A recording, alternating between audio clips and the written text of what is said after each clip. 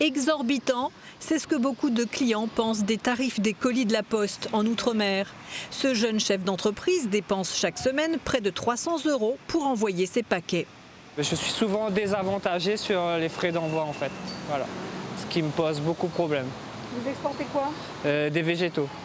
Ça veut dire que moi j'envoie les végétaux dans le monde entier et je peux vous dire que par exemple un colis de moins d'1 kilo, si ça va à l'étranger, c'est presque 30 € le kilo. C'est 30 € le colis. C'est énorme. Ouais, c'est énorme, c'est énorme, c'est énorme. En Outre-mer, les tarifs peuvent atteindre le triple et la qualité de service n'est pas constante. C'est ce que déplore aussi un autre usager. Effectivement, on voit les tarifs qui sont exagérés et hors de prix comparés à la métropole.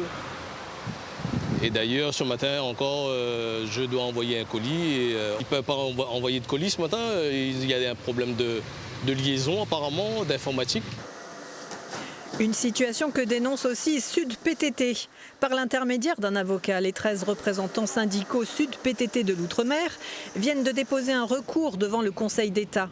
Ils espèrent obliger la Poste à pratiquer l'égalité tarifaire en s'alignant sur les prix métropole.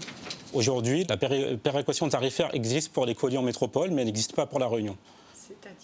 C'est-à-dire, quand vous prenez un colis, vous le payez de Paris à Lille, Paris à Marseille, vous allez payer le même tarif. Maintenant, dès que vous envoyez un colis sur La Réunion, vous allez payer beaucoup plus cher.